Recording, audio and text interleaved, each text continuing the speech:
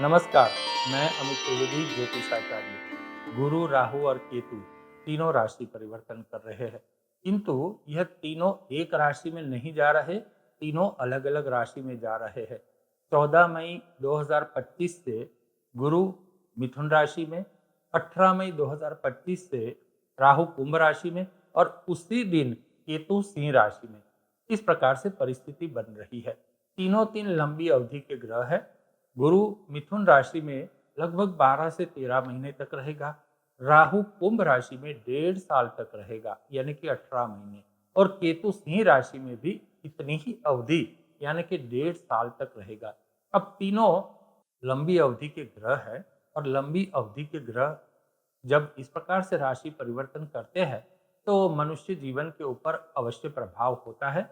आपकी राशि चक्र का मैंने अभ्यास किया है, और आपको क्या लाभ मिलेगा, कितना लाभ मिलेगा, आपको कहाँ सावधान रहना है, कौन सी पड़कारजनक परिस्थिति आ रही है, और पड़कारजनक परिस्थिति को निपटने के लिए आपको क्या सात्विक उपाय करने चाहिए, इसके अनुसंधान में मैं आपको बताऊंगा।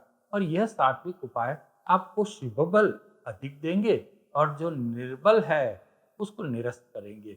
तो आप यह वीडियो पूरा देखिए। और जी हाँ, आपने अभी तक सब्सक्राइब नहीं किया है तो कृपया आप सब्सक्राइब कर लीजिए और शेयर अवश्य कीजिए। साथ ही कमेंट बॉक्स में आप जिस भगवान में श्रद्धा रखते हो उस भगवान का आप जयकारा भी लिख दीजिए। उससे क्या होगा, हमारे संबंध मजबूत बनेंगे और हम सब पर भगवान की कृपा बनी रहेगी। चलिए आगे बढ़ते हैं।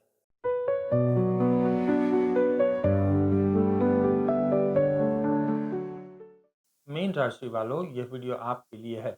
आने वाला 1.5 साल कैसा रहेगा इसके अनुसंधान में मैं बात कर रहा हूँ। 1.5 साल का मतलब मेरे लिए ये है कि 2026 जून तक की ये बात है। क्या क्या संभावनाएं उत्पन्न होगी, कौन कौन से विषय में संभावनाएं उत्पन्न होगी, इसके अनुसंधान में मैं आपका मार्गदर्शन कर रहा हूँ आपकी राशि चक्र के अनुसार। सबसे पहले आपने इस चैनल को सब्सक्राइब नहीं किया है तो कृपया कर लीजिए, और जी हाँ, इसे शेयर अवश्य कीजिए। जो भी आपके मित्र मंडल में, परिवार में जो भी मीन राशि वाले हैं उनको अवश्य शेयर कीजिए, उनको भी लाभ होगा और इसका माध्यम आप बनेंगे। चलिए अब आगे चलते हैं। धन की परिस्थिति आपके साथ कैसी रहेगी, पैसे कितने आएंगे, इसके अनुसंधान में जानते हैं। पैसे पर्याप्त मात्रा में मिलेंगे, आप चिंता मत करना। पैसे मिलते रहेंगे लेकिन पर्याप्त मात्रा में।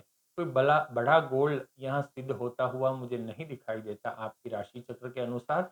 और बहुत खर्चा मत करना। आपका राशि चक्र मेरे सामने है, इसको पढ़ करके मैं बोल रहा हूँ, इसका अभ्यास करते हुए मैं बात कर रहा हूँ। कोई बड़ा खर्च मत करना। बड़ा खर्च करोगे तो फिर पछताओगे। बिल्कुल संयम से आपको बरतना होगा, और आपका रूटीन तो चलता ही रहेगा। आपके रूटीन में मुझे कोई तकलीफ नहीं दिखाई देती कि डे टू डे आपके जो खर्च है वो खर्च आप अच्छे से निकाल सकोगे, ये बात यहाँ दिखती है। और धन के मामले में उतार चढ़ाव भी दिखता है। मान लो कभी बहुत अच्छा फ्लो हुआ, फिर ये फ्लो एकदम से मंद हो गया, फिर एकदम से अच्छा हो गया, तो एक प्रकार से ये धन की आय का जो ग्राफ है वो वी शेप बनता है। तो आपको जब अच्छा धन आता है, पैसे अच्छे आते हैं, तो उसको एक जगह सेविंग कर लो।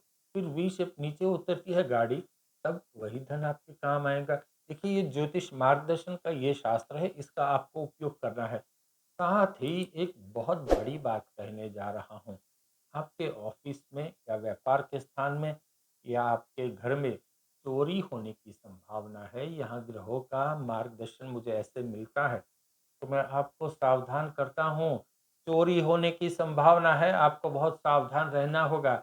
ये बात इसलिए कहता हूँ कि यह मार्गदर्शन मुझे ऐसा मिलता है, और यदि आप सावधान हो गए तो आपका नुकसान नहीं होगा, आप नुकसान से बच जाओगे। चलिए आगे बढ़ते हैं। आपका आरोग्य कैसा रहेगा, आरोग्य के अनुसंधान में कैसी परिस्थिति उत्पन्न होने वाली है मीन राशि वालों। आपका आरोग्य सामान्य रहेगा। मुझे कोई यहाँ आपके आरोग्य के बहुत हानि होती हुई नहीं दिखाई देती। ये रूटीन सा आपका लाइफ चलता रहेगा। हेल्थ प्रॉब्लम में मुझे कोई बड़ी यहाँ प्रॉब्लम दिखाई भी नहीं देती। लेकिन यहाँ एक जगह पे और मैं सावधान कर रहा हूँ। अगर आप डेली एक्सरसाइज करते हो तो यहाँ आपको सावधान रहना है। मतलब जो नॉर्मल सी एक्सरसाइज आप करते हो वो नॉर्मल सी एक्सरसाइज आप किया करो। एकदम से आपको उत्साह बढ़ेगा कि चलो मैं आज ये कर दूँ, वो कर दूँ, ऐसा मत करना। अधिक एक्सरसाइज करोगे अपनी क्षमता से अधिक, तो यहाँ फँसने की संभावना है, यहाँ मुझे दिखाता है।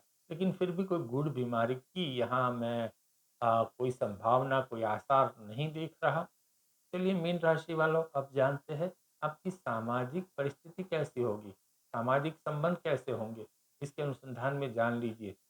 सबसे पहले जीवन साथी के साथ आपके संबंध अच्छे रहेंगे, कोई प्रॉब्लम नहीं है। तो ये वीडियो तो पुरुष और स्त्री दोनों के लिए है। तो ये जीवन साथी शब्द का प्रयोग कर रहा हूँ, यानी कि स्पाउस। आपके संबंध सभी जगह नॉर्मल से रहेंगे। किसी के साथ ऐसा बड़ा झगड़ा होने की मुझे यहाँ संभावना नहीं दिखती, लेकिन केवल छोटे भाई बहनों से मतभेद होने की संभावना है, तो यहाँ आपको संयम से बरतना होगा। और अपने पड़ोसी के साथ भी थोड़ी तू मैं हो सकती है, तो यहाँ आपको संभालना होगा।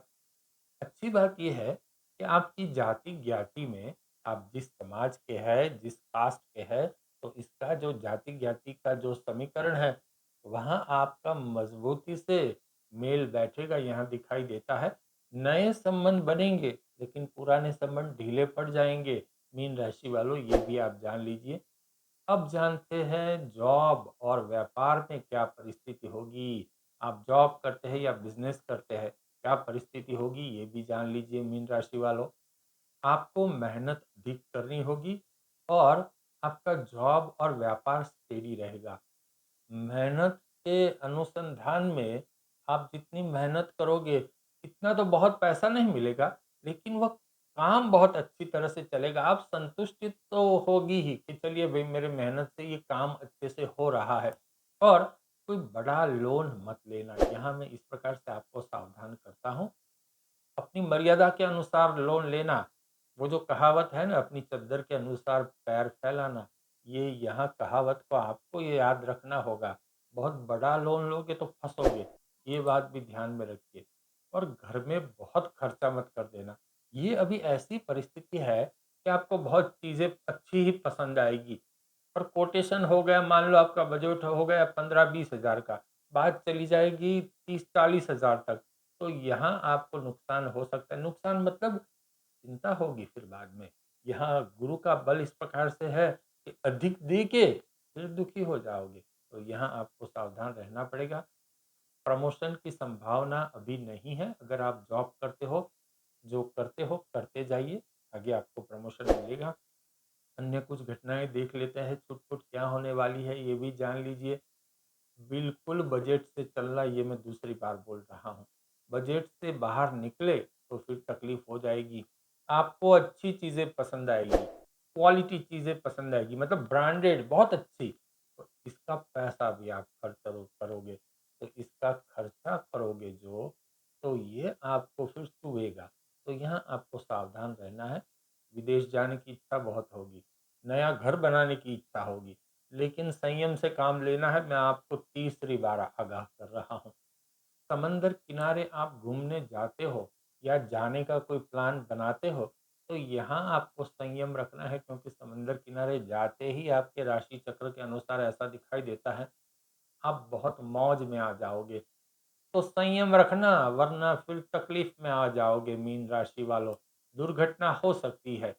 कहते हुए अच्छा नहीं लगता, संभावना है तो संयम रखना। जाना मना नहीं है, जाइए, लेकिन संयम से बर्ताव कीजिए। और आपके घर में कोई पालतू जानवर आपने रखा है, कोई आपका पेट है, तो इसका मेडिकल चेकअप आप नियमित तौर पे करवाइए, क्योंकि उसको इन्फेक्शन होने की संभावना भी मुझे दिखती है। मीन राशि वालों, चलिए अब जानते हैं क्या सात्विक उपाय आपको करना चाहिए। क्योंकि आपके राशि चक्र के अनुसार जो बात बतानी थी मैंने बता दी, लेकिन सिक्के के दो पहलू होते हैं। एक में है कहाँ अच्छी परिस्थिति है, दूसरी तरफ थी बात कि कहाँ पड़कार है। तो पड़कार है उसको हमें कंट्रोल करना है, निरस्त करना है।